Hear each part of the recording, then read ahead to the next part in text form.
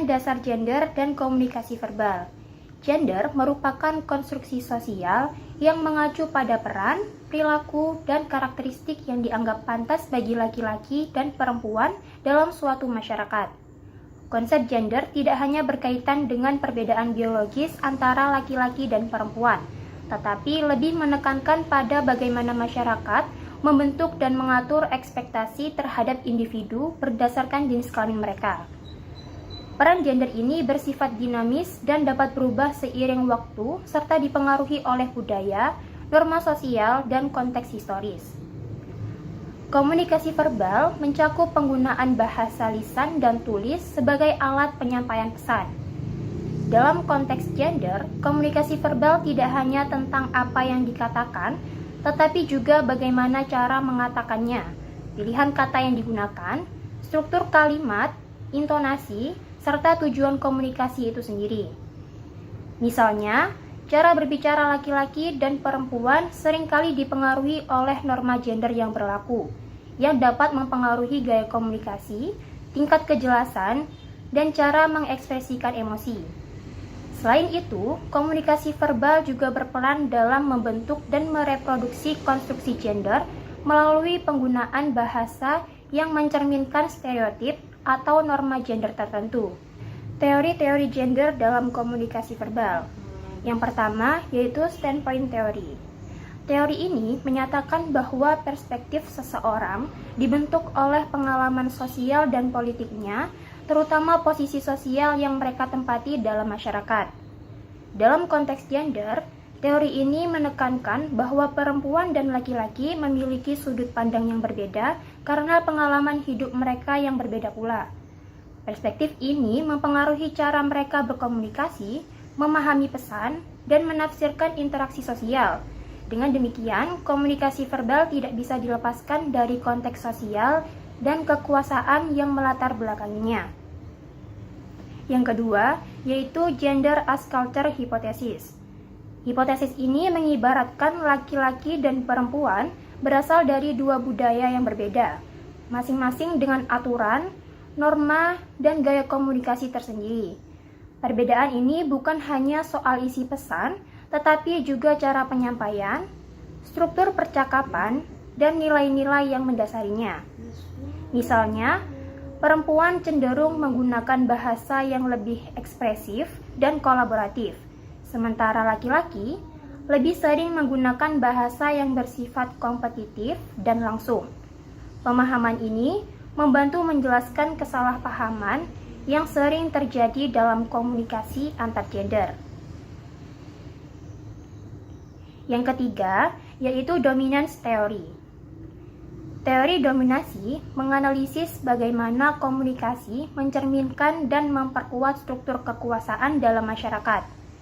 Dalam konteks gender, teori ini menunjukkan bahwa bahasa dan pola komunikasi seringkali digunakan untuk mempertahankan dominasi laki-laki atau perempuan. Misalnya, dalam percakapan, laki-laki mungkin lebih sering memotong pembicaraan atau mengontrol topik yang mencerminkan ketimpangan kekuasaan. Teori ini mengajak kita untuk kritis terhadap bagaimana bahasa dapat menjadi alat reproduksi ketidaksetaraan gender. Yang keempat yaitu gender-like style theory. Diperkenalkan oleh Deborah Tannen, teori ini memperkenalkan konsep gender-like, yaitu gaya berbicara yang berbeda antara laki-laki dan perempuan yang seolah berasal dari dialek budaya yang berbeda. Tannen menjelaskan bahwa perbedaan ini muncul karena tujuan komunikasi yang berbeda. Laki-laki cenderung menggunakan bahasa untuk menunjukkan status dan kekuasaan, sedangkan perempuan lebih fokus pada membangun hubungan dan menjaga harmoni sosial.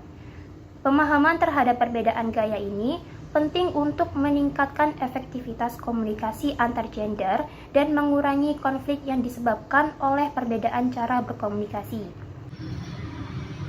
Selanjutnya, karakteristik komunikasi verbal berdasarkan gender. Komunikasi verbal antara laki-laki dan perempuan menunjukkan perbedaan mencolok yang dipengaruhi oleh tujuan sosial, budaya, dan posisi kekuasaan. Gaya komunikasi perempuan yaitu cenderung berorientasi pada hubungan interpersonal, Bahasa yang digunakan juga untuk membangun kedekatan, menunjukkan empati, dan menciptakan keharmonisan.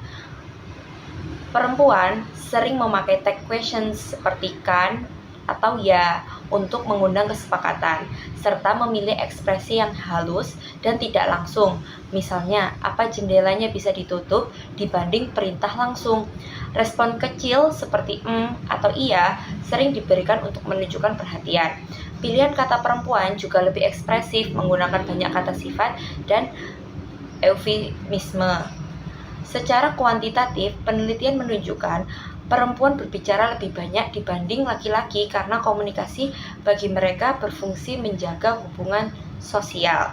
Sedangkan gaya komunikasi laki-laki sebaliknya, yaitu laki-laki berorientasi pada status dan independensi. Bahasa yang dipakai untuk menunjukkan kemampuan, memecahkan masalah, dan mempertahankan posisi sosial. Mereka berbicara lebih langsung dan tegas, sering mendominasi percakapan publik, serta lebih sedikit menggunakan respons verbal saat mendengarkan. Topik yang umum bagi laki-laki berkisar pada fakta, teknologi, atau politik dengan kecenderungan kompetitif dalam bercerita dan menggunakan humor untuk menegaskan status. Selanjutnya, perbedaan konteks komunikasi.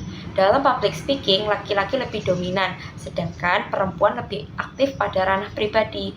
Di tempat kerja, gaya komunikasi perempuan yang halus sering dianggap kurang tegas, sementara gaya yang terlalu langsung dinilai agresif. Penelitian juga menunjukkan stereotip gender masih sangat kuat, mempengaruhi persepsi terhadap kemampuan komunikasi profesional. Dalam kepemimpinan, perempuan cenderung kolaboratif dan inklusif, sedangkan laki-laki lebih direktif. Saat konflik, perempuan menggunakan bahasa yang menenangkan, sementara laki-laki lebih konfrontatif dan fokus pada penyelesaian praktis. Selanjutnya, faktor yang mempengaruhi perbedaan ini dibentuk oleh sosialisasi sejak kecil, di mana anak perempuan belajar menjaga hubungan dan anak laki-laki belajar menegaskan status. Budaya seperti di Jepang atau Jawa memperkuat perbedaan gaya bahasa berdasarkan gender atau status sosial. Tingkat pendidikan, usia, dan posisi kekuasaan juga berpengaruh. Perempuan berpendidikan tinggi sering menghadapi stereotip, sementara generasi muda kini lebih egaliter dan informal dalam berkomunikasi. Selanjutnya ada masalah dan tantangan dalam komunikasi lintas gender. Miskomunikasi dan kesalahpahaman perbedaan gaya komunikasi verbal sering menimbulkan miskomunikasi.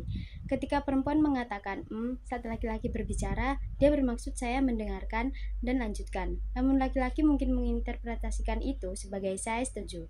Ketika perempuan menggunakan tag question seperti kita berangkat jam 8 kan, laki-laki mungkin menganggapnya sebagai ketidakpastian. Lalu selanjutnya ada stereotip dan diskriminasi. Stereotip gender dalam bahasa menciptakan ekspektasi yang membatasi. Perempuan yang berbicara terlalu banyak dicap sebagai cerewet, sementara laki-laki yang pendiam dianggap lebih bijaksana.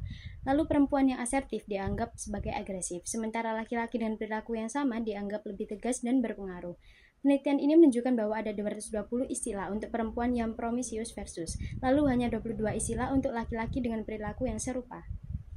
Lalu yang terakhir ada marginalisasi suara perempuan. Mute group teori menjelaskan bahwa perempuan mengalami kesulitan mengekspresikan diri karena bahasa dan norma komunikasi dikontrol oleh kelompok dominan seperti laki-laki. Perempuan harus menerjemahkan perspektif mereka ke dalam sistem bahasa yang dibuat oleh laki-laki. Ini membuat seorang perempuan sering tidak terdengar atau tidak dianggap serius dalam ruang publik. Selanjutnya ada contoh-contoh konkret dalam kehidupan sehari-hari. Yang pertama dalam percakapan kasual. Dari segi perempuan mengatakan, aku hari ini capek banget nih, atasanku terus-terusan minta revisi proposal. Lalu teman perempuannya mengatakan, wah pasti berat ya, aku pernah ngalamin juga loh, gimana perasaanmu? Lalu dari segi laki-laki juga mengatakan hal yang sama, sedangkan teman laki-lakinya menjawab, emang proposalnya gimana? Mungkin lu harus bikin timeline yang lebih jelas lagi dari awal. Nah, contoh tersebut menunjukkan perempuan dapat merespon dengan empati dan berbagai pengalaman serupa, sementara laki-laki hanya langsung memberikan solusi yang praktis. Contoh yang kedua dalam lingkup rapat kerja, perempuan dalam meeting tersebut mengatakan, mungkin kita bisa mempertimbangkan pendekatan yang berbeda, bagaimana kalau kita coba lihat dari perspektif konsumen dulu. Sedangkan yang laki-laki mengatakan, kita harus ganti strategi, fokus ke segmen pasar A, drop segmen B, eksekusi minggu depan. Dari contoh tersebut, bisa dikatakan perempuan menggunakan bahasa tentatif dan inklusif, seperti kita mungkin bagaimana kalau, sementara laki-laki menggunakan bahasa direktif dan tegas. Lalu contoh selanjutnya dalam lingkup bertanya jalan. Perempuan mengatakan, "Maaf, permisi, boleh tanya sebentar? Saya sedang mencari jalan merdeka, apa Bapak tahu arahnya?" Sedangkan laki-laki mengatakan, "Pak, jalan merdeka kemana ya?" Dari hal tersebut bisa ditinjau bahwa perempuan menggunakan lebih banyak kata kesopanan dan framing yang lebih panjang, sedangkan laki-laki lebih mengatakan secara langsung dan secara singkat. Lalu contoh yang terakhir bisa dilihat dari lingkup media sosial. Penelitian tentang komunikasi digital menunjukkan perempuan lebih sering menggunakan emoji, tanda seru, dan tanda tanya dalam pesan teks mereka. Mereka juga lebih ekspresif dalam menggunakan huruf kapital untuk penekanan emosi seperti contoh, "Wow, so excited." Contoh typing dengan gaya huruf kapital ini diikuti dengan akhiran tanda seru. Sedangkan laki-laki cenderung menggunakan pesan yang lebih ringkas dan lebih sedikit sebagai penanda emosi. Selanjutnya kita bakal bahas gimana sih perbedaan komunikasi berdasarkan gender bisa kelihatan di berbagai bidang kehidupan. Yang pertama ada bidang pendidikan dan bahasa. Dalam dunia pendidikan, terutama pembelajaran bahasa, penelitian menunjukkan perempuan biasanya lebih unggul dalam kosakata dan kemampuan komunikasi. Mereka cenderung pakai strategi sosial dan kerjasama, sedangkan laki-laki lebih analitis. Nah, guru perlu sadar hal ini. Jadi misalnya kegiatan diskusi kelompok bisa cocok buat perempuan, sementara debat atau tantangan bisa lebih menarik buat laki-laki. Yang kedua ada bidang komunikasi di organisasi. Di tempat kerja, penting banget buat paham perbedaan gaya komunikasi antar gender. Organisasi bisa ngadain pelatihan komunikasi lintas gender dan punya kebijakan anti diskriminasi supaya lingkungan kerja lebih inklusif. Selain itu, semakin banyak perempuan di posisi pemimpin juga bisa bikin budaya komunikasi jadi lebih seimbang dan terbuka. Yang ketiga ada bidang media dan jurnalisme. Media juga punya peran besar loh. Jurnalis harus pakai bahasa yang netral gender dan hindari stereotip.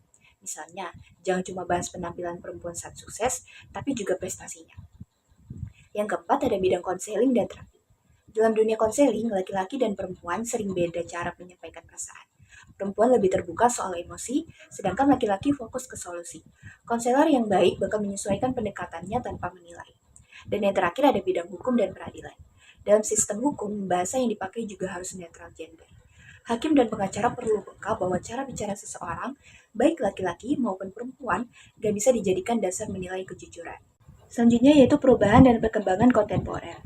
Nah, bagaimana sih perkembangan zaman dan teknologi ikut memengaruhi cara kita berkomunikasi lintas gender? Yang pertama ada pengaruh dari teknologi komunikasi. Media sosial seperti WhatsApp, Instagram, dan X-Twitter udah banyak banget mengubah cara laki-laki dan perempuan berinteraksi. Di dunia online, batas-batas gender bisa jadi lebih fleksibel. Misalnya, perempuan bisa lebih berani menyampaikan pendapat tanpa takut penilaian sosial karena ada rasa anonim. Tapi di sisi lain, dunia digital juga bisa jadi tempat munculnya pelecehan verbal yang lebih parah. Yang kedua ada gerakan kesetaraan gender. Gerakan feminisme dan kampanye kesetaraan gender juga punya pengaruh besar. Sekarang banyak institusi yang mulai sadar pentingnya bahasa yang inklusif. Contohnya mengganti kata chairman jadi chairperson atau fireman jadi firefactor. Tujuannya jelas yaitu untuk supaya bahas yang kita pakai gak memihak salah satu gender dan bisa diterima semua orang. Selanjutnya yaitu transgender dan non-binary. Selain itu, pemahaman tentang gender juga makin luas. Gak cuma laki-laki dan perempuan, tapi juga mencakup identitas transgender dan non-binary. Mereka menantang pandangan lama bahwa komunikasi harus terbagi dua, maskulin dan feminim. Sekarang banyak yang mulai pakai kata ganti seperti they buat orang non-binary dan makin sadar bahwa gaya komunikasi seseorang gak selalu harus sesuai dengan jenis kelamin biologisnya. Yang terakhir ada generasi muda. Nah, generasi milenial dan Gen Z juga punya peran besar. Mereka lebih terbuka, lebih egaliter, dan gak kaku sama batasan gender. Buat mereka, laki-laki boleh ekspresif, perempuan boleh tegas, semua sah-sah aja, selama komunikasinya jujur dan saling menghargai. Nah, kesimpulan dari materi ini yaitu memahami gender dalam komunikasi verbal bukan berarti memperkuat stereotip, melainkan menyadari bahwa perbedaan ini ada karena konstruksi sosial dan dapat berubah. Yang terpenting adalah mengembangkan mutual understanding atau saling pengertian dalam berkomunikasi lintas gender.